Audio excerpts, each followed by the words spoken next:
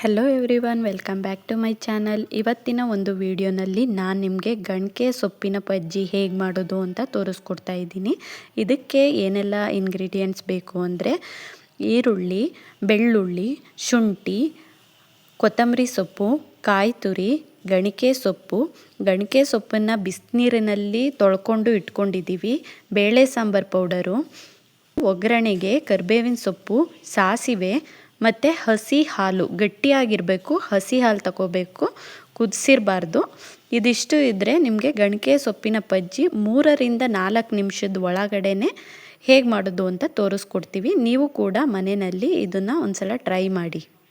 ಈಗ ಗಣಕೆ ಸೊಪ್ಪಿನ ಬಜ್ಜಿ ಹೇಗೆ ಮಾಡೋದು ಅಂತ ತೋರಿಸ್ಕೊಡ್ತೀವಿ.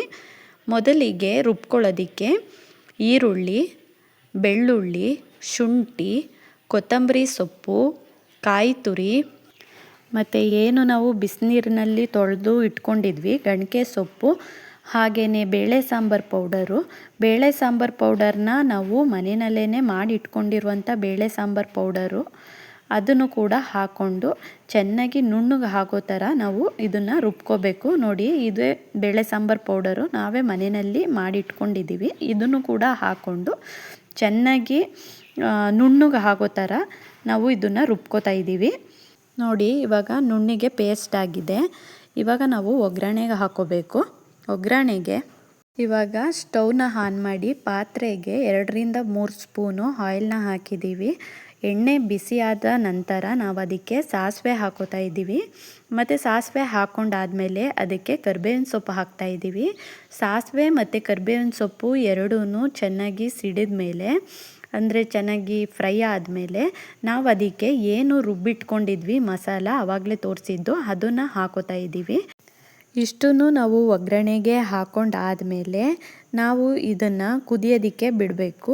ಕುದಿ ಬರೋದಕ್ಕೆ ಇವಾಗ ನಾವು ಬಿಡ್ತಾ ಇದ್ದೀವಿ.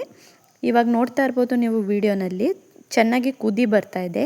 ಈ ಕುದಿ ಬರ್ತಾ ಇರೋದಕ್ಕೆ ನಾವು ಅದಕ್ಕೆ ಸ್ವಲ್ಪ ಉಪ್ಪನ್ನು ಆ್ಯಡ್ ಮಾಡ್ತಾ ಇದ್ದೀವಿ. ನೀವು ನಿಮ್ಮ ರುಚಿಗೆ ಎಷ್ಟು ಬೇಕೋ ಅಷ್ಟನ್ನು ನೋಡಿಕೊಂಡು ಉಪ್ಪನ್ನು ಹಾಕ್ಕೊಳ್ಳಿ. ಒಂದು ಸಲ ಉಪ್ಪು ಹಾಕಾದ್ಮೇಲೆ ಚೆನ್ನಾಗಿ ತಿರುಗಿಸ್ತಾ ಇದ್ದೀವಿ. ತಿರುಗಿಸಾದ್ಮೇಲೆ ಅದಕ್ಕೆ ನಾವು ಏನು ತೋರಿಸಿದ್ವಿ ಹಸಿ ಹಾಲು, ಗಟ್ಟಿಯಾಗಿರೋ ಅಂಥ ಹಾಲನ್ನು ನಾವು ಮಿಕ್ಸ್ ಮಾಡ್ಕೋತಾ ಇದ್ದೀವಿ. ಕುದಿಸಿಲ್ಲ, ಇದನ್ನು ಹಸಿ ಹಾಲನ್ನೇ ಡೈರೆಕ್ಟಾಗಿ ಹಾಕೋತಾ ಇದ್ದೀವಿ. ಇವಾಗ ನಾವು ಉಪ್ಪು, ಹಾಲು ಎಲ್ಲ ಹಾಕಾಯಿತು. ಇದು ಒಂದು ಕುದಿ ಬಂದ ತಕ್ಷಣ ನಮಗೆ ಗಣಕೆ ಸೊಪ್ಪಿನ ಬಜ್ಜಿ ತಿನ್ನೋದಕ್ಕೆ ರೆಡಿ ಆಗುತ್ತೆ. ಇವಾಗ ನೀವು ನೋಡ್ತಾ ಇರ್ಬೋದು ಕುದಿ ಬರ್ತಾ ಇದೆ. ಇವಾಗ ನಮಗೆ ಏನು ಗಣಕೆ ಸೊಪ್ಪಿನ ಬಜ್ಜಿ ತಿನ್ನೋದಕ್ಕೆ ಮುದ್ದೆ ಜೊತೆ ಮತ್ತು ಅನ್ನದ ಜೊತೆ ತಿನ್ನೋದಕ್ಕೆ ರೆಡಿ ಆಗಿದೆ. ಇವಾಗ ನಾನು ಸ್ಟವ್ನ ಆಫ್ ಮಾಡ್ತಾ ಇದ್ದೀನಿ. ನೀವು ಕೂಡ ಇದನ್ನು ಮನೆಯಲ್ಲಿ ಟ್ರೈ ಮಾಡಿ, ತುಂಬಾ ಈಸಿಯಾಗಿದೆ ಅಂತ ಹೇಳ್ತಾ ಈ ಒಂದು ವಿಡಿಯೋನ ನಾನು ಇಲ್ಲಿಗೆ ಮುಗಿಸ್ತಾ ಇದ್ದೀನಿ. ಹಾಗಾದರೆ ಈ ಒಂದು ರೆಸಿಪಿ ನಿಮ್ಗೆ ಇಷ್ಟ ಆದರೆ ನಮ್ಮ ಚಾನಲ್ನ ಪ್ಲೀಸ್ ಸಬ್ಸ್ಕ್ರೈಬ್ ಮಾಡ್ಕೊಳ್ಳಿ ಮತ್ತು ಲೈಕ್ ಮಾಡಿ, ಶೇರ್ ಮಾಡಿ ಅಂತ ಕೇಳ್ತಾ ಈ ಒಂದು ವಿಡಿಯೋನ ಇಲ್ಲಿಗೆ ಮುಗಿಸ್ತಾ ಇದ್ದೀನಿ. Okay, thank you.